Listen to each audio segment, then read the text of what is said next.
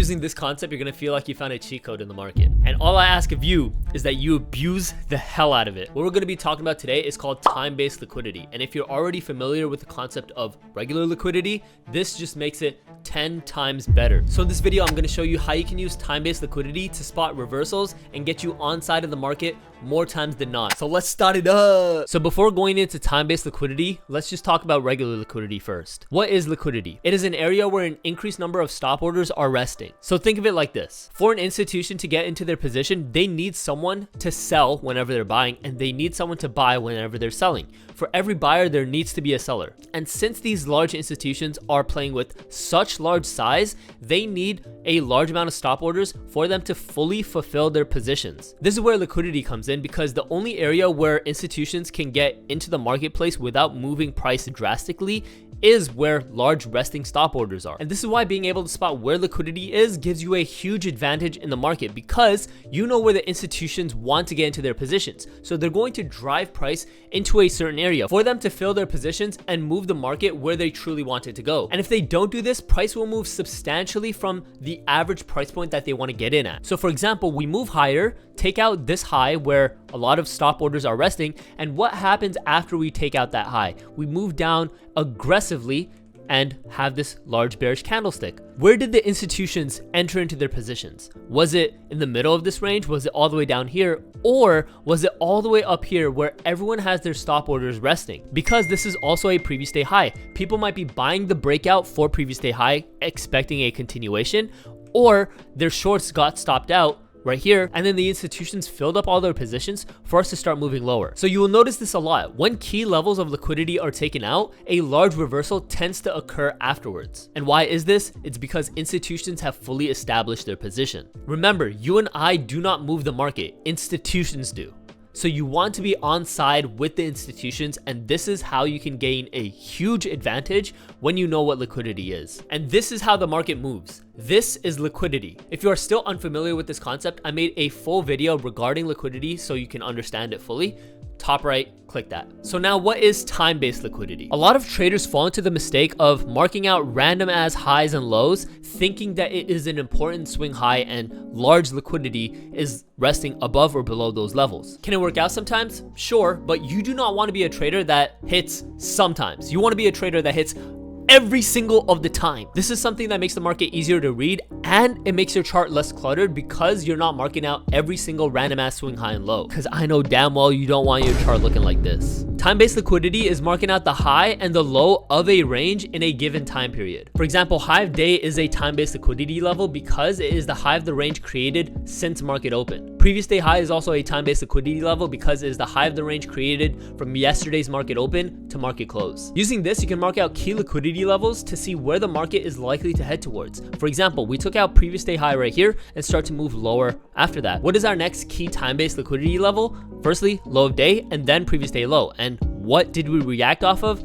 This low right here, and started our move to the upside. This is not rocket science, and this is not hindsight. So let's mark out all of our time-based liquidity levels. Firstly, it's high of day and low of day, previous day high and previous day low, previous week high and previous week low, previous month high and previous month low. You can also do yearly highs and lows, but I really don't look at them because indices, they just go up. Another one is session highs and lows.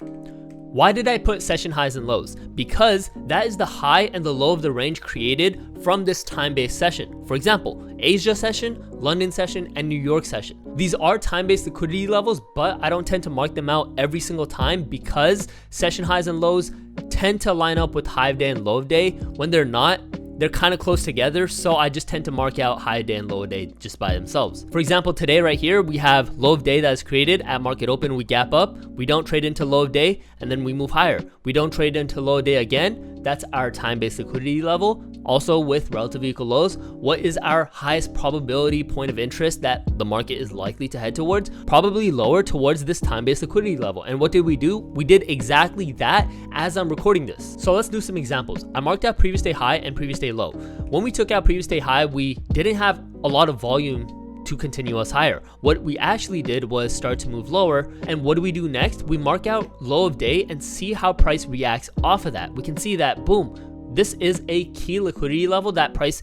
is reacting off of, and we start to move higher off of it. Now, sellers still came in and started to move price lower, and then once we displaced below low of day right here, that told us that our next draw on liquidity is previous day low. And what happened after we took out previous day low right here? We started to move higher and took out previous day high. Let's do another one. We start moving higher and then move lower and then take out high of day.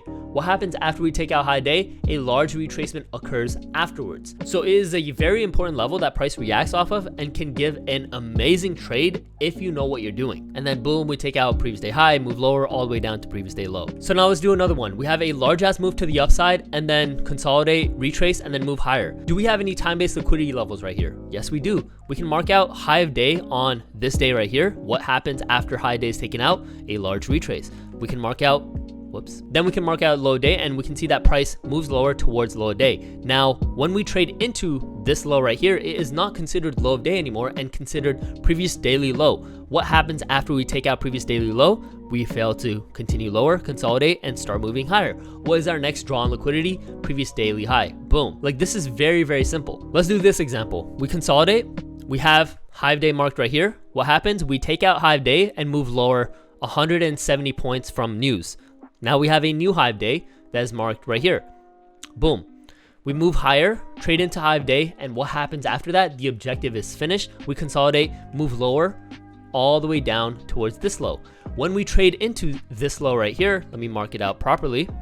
What is it called? It is not called low of day anymore, and it is called previous daily low. We can see that after previous daily low got traded into, we had a large reaction to the upside. Now, we still had selling pressure and still moved lower, but we had a reaction to the upside. So if you are looking for reversals from there, you can look to target mean threshold of this move right here, or you can use this as a key profit taking level because you know that price is likely to react off of this time-based liquidity level. This is a decent one. So before market open, we're consolidating. What do? Mark out low of day and high day. Boom.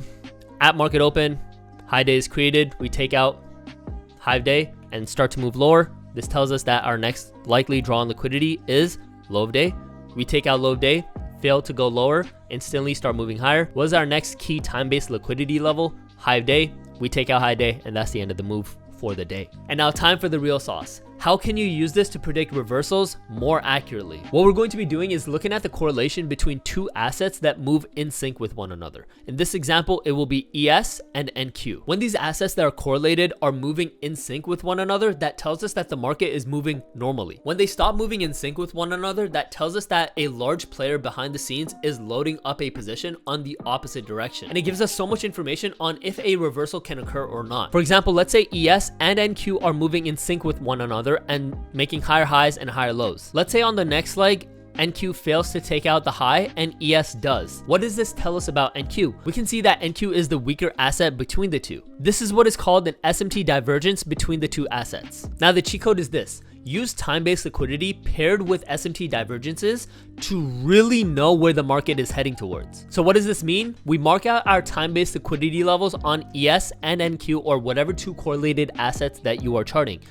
When one asset takes out a time-based liquidity level and another asset doesn't, that is our SMT divergence with time-based liquidity. And it tells us that a reversal can occur off this key level. For example, we can mark out previous daily low right here on ES and then mark it out on NQ as well. We can see that ES took it out, boom, NQ failed to take it out.